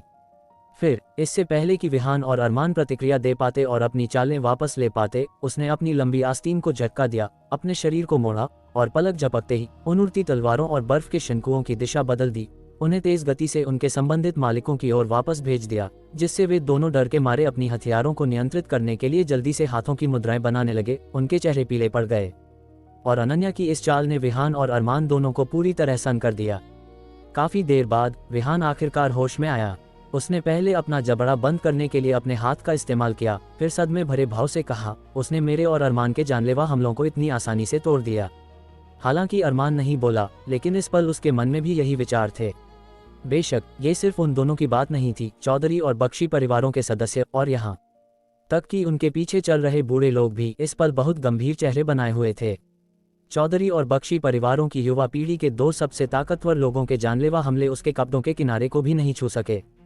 छोटे पापा ने फटी आंखों से कहा, उनकी भौहें कसकर सिकुड़ी हुई थीं। लगता है कि सांगली के 7 प्रांतों का भविष्य वास्तव में उसके सिंधिया परिवार का है। अफसोस, यह आम लोगों के लिए वरदान है, लेकिन हमारे लिए आफत। मंझले पापा आह भरे बिना नहीं रह सके। बड़े पापा कुछ नहीं बोले, बस सिर हिलाया और एक भारी आह भरी। देवांश भी थोड़ा हैरान था। वह जानता था कि अनन्या की ताकत विहान से थोड़ी ज्यादा है, लेकिन उसने उस थोड़ी के बहुत ज्यादा होने की उम्मीद नहीं की थी। उसकी ताकत के साथ विहान और अन्य लोगों से निपटना पूरी तरह से एक डायमेंशनल रिडक्शन स्ट्राइक था। यह मत भूलो कि तुम यहाँ क्या करने आए हो। अगर तुम यहाँ आपस में लड़ने लगोगे तो मुझे लगता है कि तुम्हें उनका पीछा करने की जरूरत नहीं है। कहीं ऐसा न हो कि तुम दिव्य मेघा आश्रम के सामने खुद का मजाक उड़ाओ। अनन्या ने उदासीनता से कहा। उसके शब्दों में एक ऐसा गंभीर रोब था जो बिना गुस्से के भी सम्मान की मांग करता था। चौधरी और बख्शी परिवारों के सभी सदस्यों ने यह सुनकर शर्म से सिर झुका लिया, बिल्कुल उन बच्चों की तरह जिन्होंने कोई गलती की हो। और तभी अरमान ने देवांश की ओर इशारा किया और अनन्या से कहा, अनन्या जी, क्या इस घेराबंदी के लिए इस कचरे को साथ लाना चौधरी परिवार की गैर जिम्मेदाराना हरकत नहीं है? क्या आप भी इस बोझ को अपने साथ लाने के लिए सहमत हैं? अध्याय 560। कोई बात नहीं, मैं अपनी रक्षा खुद कर सकता हूँ। मिस्टर ठाकुर भी दिव्य मेघा आश्रम के पीड़ित हैं और उन्होंने बहुत कष्ट सहे हैं। भले ही उनकी ताकत थोड़ी कमजोर है, लेकिन वे दुश्मन को मारने का जज्बा रखते हैं। सिर्फ इस आधार पर हमें उनकी मदद करनी चाहिए ताकि वे दिव्य मेघा आश्रम से अपना सब कुछ वापस ले सकें। अनन्या ने ऐसा सुर सेट कर दिया। भले ही अरमान पलटवार करना चाहता था, लेकिन उसे कोई उचित कारण नहीं मिल सका, इसलिए उसे अपने विचार व्यक्त करने पड़े। आप उसे ला सकती हैं, लेकिन चलिए पहले ही स्पष्ट कर देते हैं, अगर वह किसी खतरे में पड़ता है तो मेरा बख्शी परिवार उसे बचाने के लिए आगे नहीं आएगा। ये तुम्हारे बख्शी परिवार का मामला है, इसका मुझसे कोई लेना देना नहीं है। तुम्हें मुझे बताने की जरूरत नहीं है, अनन्या ने रूखेपन से कहा। यह आपका मामला कैसे नहीं है? अरमान ने पलटवार किया। अगर वह यहाँ नहीं होता और मेरे बख्शी परिवार पर मुसीबत आती तो शायद आप मदद का हाथ बढ़ा देती, लेकिन उसके साथ होने से आपको उसे देखने के लिए अपना ध्यान बांटना होगा। क्या यह मेरे बख्शी परिवार को खतरे में नहीं डालेगा? मैं कहता हूँ अरमान, तू इतना बेशर्म कैसे हो सकता है? क्या अनन्या जी ने कभी कहा कि वह तेरे बख्शी परिवार को बचाएंगी?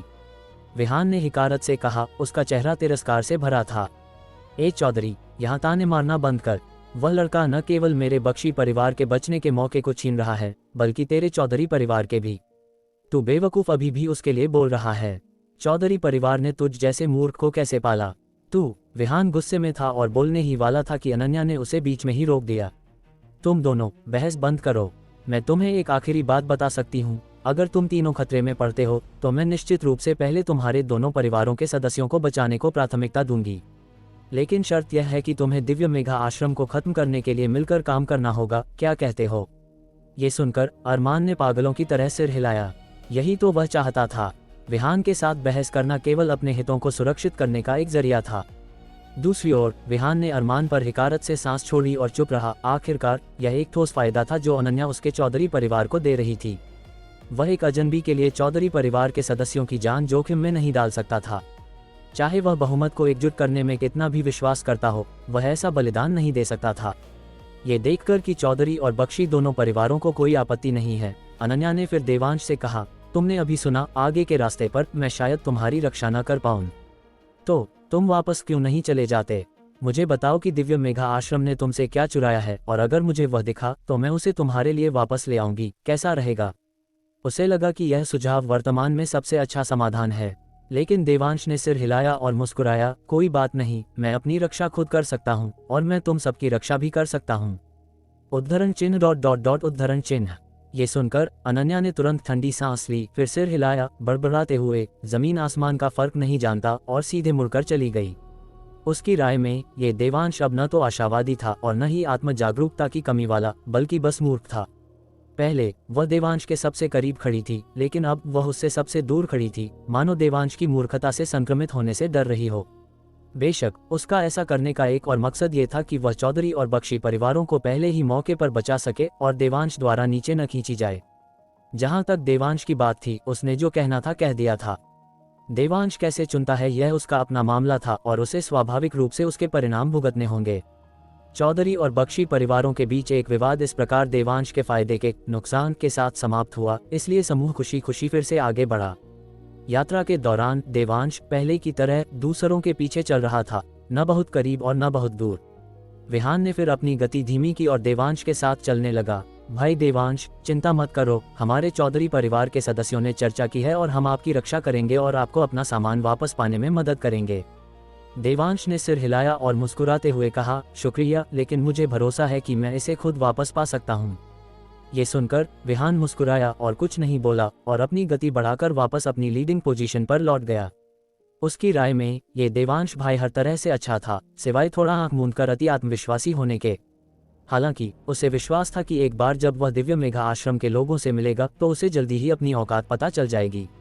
ये देखकर अरमान ठंडी सांस लिए बिना नहीं रह सका। वह शारीरिक रूप से भी साथ नहीं चल पा रहा। उसने शायद अभी तक आंतर शक्ति भी विकसित नहीं की है ना?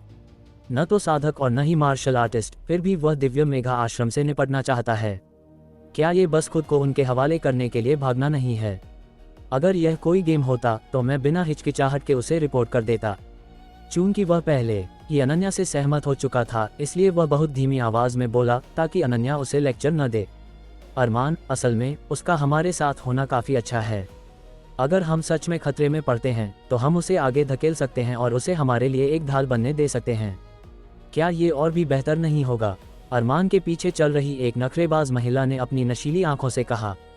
इस बीहड़ में भी उसका पहनावा बहुत उत्तेजक था, मानो वह देश के लिए कपड़ा बचा रही हो। गनीमत थी कि ये दक्षिण पश्चिम क्षेत्र था और हर कोई लगातार दक्षिण की ओर बढ़ रहा था, वरना कड़ाके की ठंड में वह निश्चित रूप से जम जाती। लेकिन फिर भी देवांश चिंतित था कि इस घने झाड़ियों वाले जंगल में दौड़ते समय उसके शरीर पर मौजूद कपड़े के कुछ टुकड़े किसी भी पल शाखाओं और कांटों में फंसकर फट सकते हैं। इसके अलावा देवांश ने यह भी देखा कि जब से वह आई थी, चौधरी परिवार के सदस्यों में से कई नौजवान उसे घूरते रहते थे, खुद को रोक नहीं पाते थे।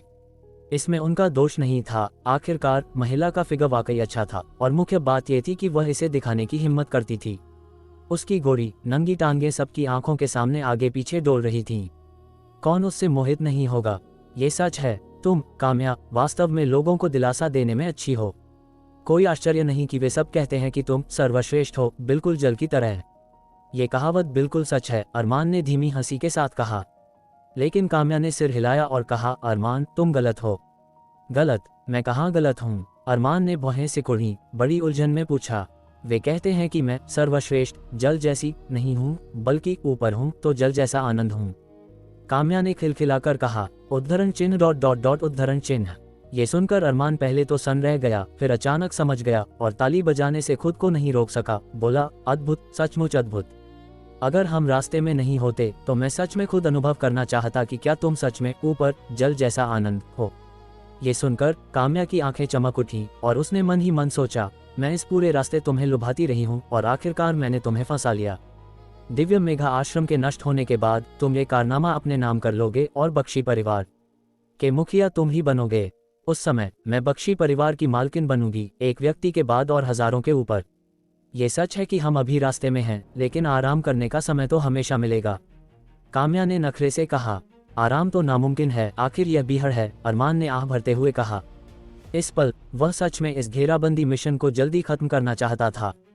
पागल, क्या जंगल का अपना एक अलग मजा नहीं होगा? काम्या ने अरमान को देखा, उसका पूरा वजूद नाजुक और रसीला लग रहा था। ये सुनकर अरमान कांपने से खुद को नहीं रोक सका, जिससे उसका चलना लगभग प्रभावित हो गया। आखिरकार खुद को संभालते हुए उसने उत्सुकता से सभी को तेज दौड़ने के लिए उकसाया ताकि वे अगले विश्राम स्थल तक पहुंच सकें। देवांश ने स्वाभाविक रूप से उनकी बातचीत साफ सुनी, लेकिन उसे इन दोनों बदमाशों में कोई दिलचस्पी नहीं थी। इसके बजाय उसने अपना ध्यान लगभग 10 मील आगे एक स्थान पर केंद्रित किया। अपनी दिव्य दृष्टि के माध्यम से वह स्पष्ट रूप से वहां छिपे हुए कई ताबीज देख सकता था।